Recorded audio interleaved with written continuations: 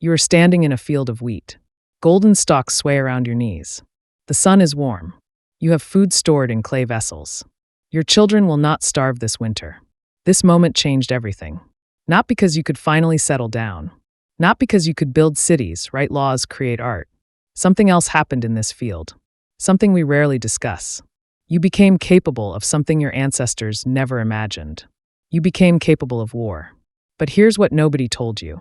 For 99.9% of human history, we didn't have it. Not because we were too primitive. Not because we lacked the intelligence. We simply didn't do it. The archaeological record is shockingly clear. War is not prehistoric. War is not ancient in the way we think. War is a recent invention. And understanding when and how we created it changes everything about how you see yourself. Everyone knows that humans are violent. Open any history book. Watch any news broadcast. The evidence seems overwhelming. War after war. Century after century. We have always killed each other. This is simply who we are. But something doesn't add up. If war is natural, where are the ancient battlefields? If killing is instinctive, why do soldiers suffer psychological damage that hunter-gatherers never experienced? If violence is our default setting, why did it take us so long to start? The numbers are staggering. Anatomically modern humans have existed for roughly 300,000 years. Organized warfare with armies, fortifications, and mass casualties appears in the archaeological record approximately 10,000 years ago. Do the math. That's not ancient history. That's yesterday. Something happened. Something specific. Something we can pinpoint. In 2000, anthropologist Raymond Kelly published a study that should have changed everything. He wasn't looking for evidence of peace. He was trying to understand the origins of violence. What he found stopped him cold. Kelly examined every available archaeological site from pre-agricultural societies, every burial ground, every settlement, every cache of weapons. He looked for the markers that were leaves behind, mass graves with trauma patterns, defensive structures, specialized weapons designed for human combat, concentrated populations showing signs of violent death. He found almost nothing. The few ambiguous cases all came from the very end of the hunter-gatherer period, when agriculture was already spreading. For the vast majority of human existence, the evidence simply isn't there. This wasn't an absence of evidence due to poor preservation. We have thousands of skeletons from this period. We can identify individual murders. We can see accidents, animal attacks, occasional interpersonal violence. What we cannot find is organized group killing. The pattern is too consistent to ignore. Kelly published these findings in Warless Societies and the Origin of War. The academic response was explosive. Critics argued that absence of evidence is not evidence of absence. Maybe ancient wars left no traces. Maybe the bodies were carried away. Maybe we simply haven't found the right sites. Kelly had an answer. He looked at contemporary hunter-gatherer societies, groups still living the way humans lived for hundreds of thousands of years.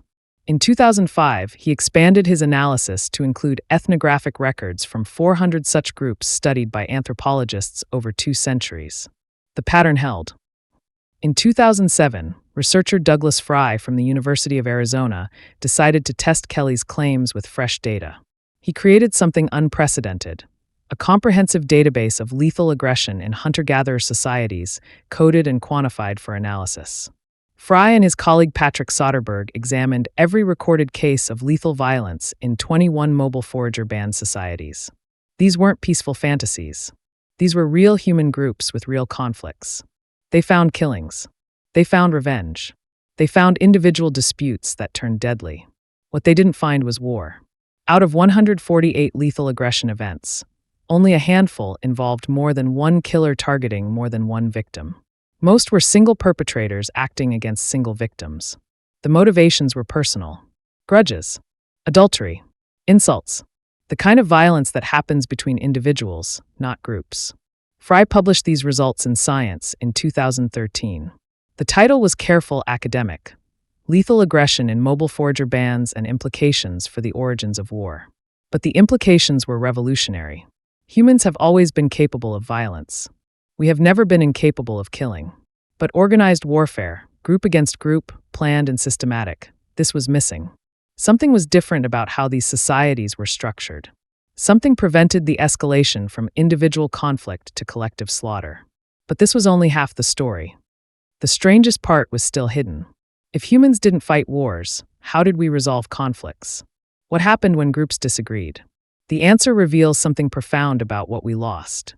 In 2014, anthropologist Polly Wiesner from the University of Utah published a remarkable study in Science. She had spent decades with the Jew/Hoansi people of the Kalahari Desert, one of the last remaining hunter-gatherer societies. She documented their conflict resolution in meticulous detail. When serious disputes arose between individuals or groups, the Jew/Hoansi didn't fight.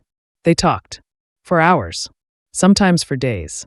Wiesner recorded 331 conflict resolution events.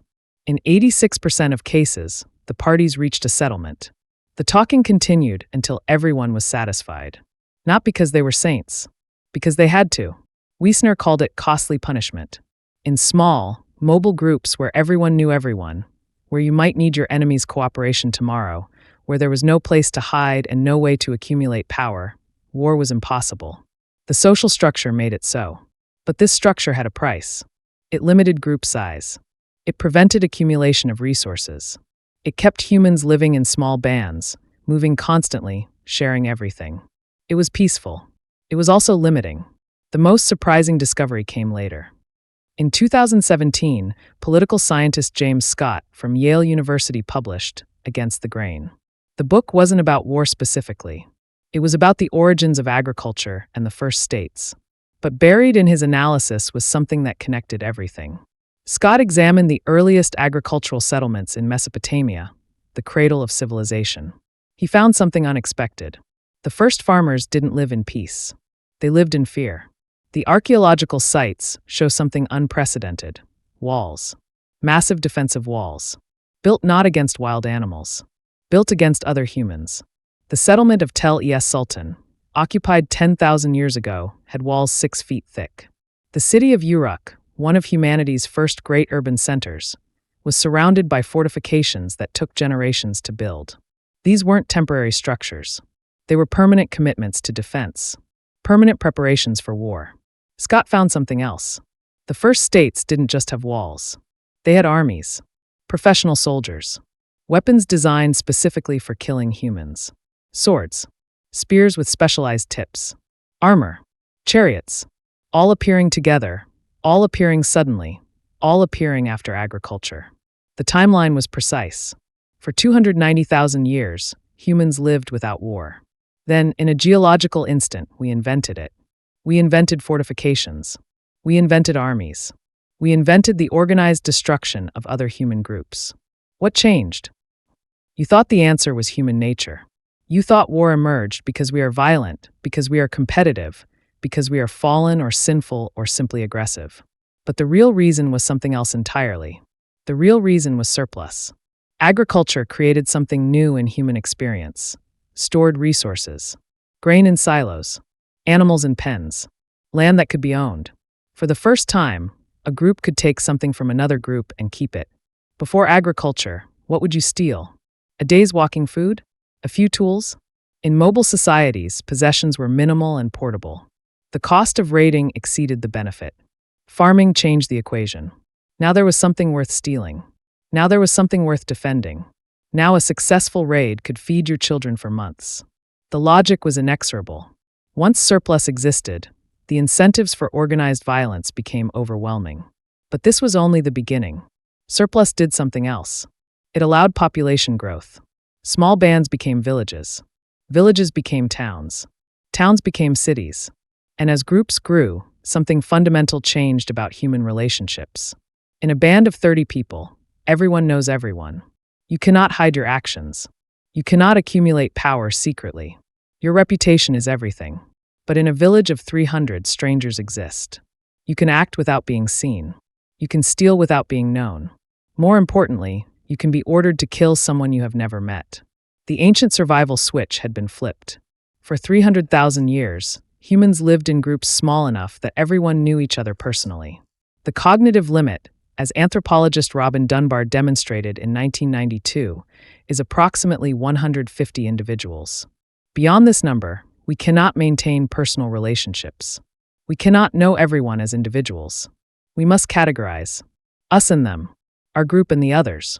Agriculture pushed human groups past this limit permanently. For the first time, we lived among strangers. And among strangers, empathy fails. You do not feel the same pain when a stranger suffers. You do not imagine their children's faces. You can be taught to see them as less than human, as threats, as obstacles, as targets. This is the evolutionary mismatch. Our brains evolved for small groups. Our new societies demanded large ones.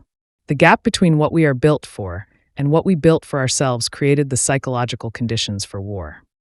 But the transformation went deeper. Surplus didn't just enable war. It required hierarchy. Someone had to guard the grain. Someone had to organize the defense. Someone had to decide when to fight and when to surrender. Power concentrated for the first time. In 2014, archaeologist James C. Scott expanded this analysis in The Art of Not Being Governed. He examined the earliest states and found something chilling. The first governments were essentially protection rackets. They taxed grain to build walls.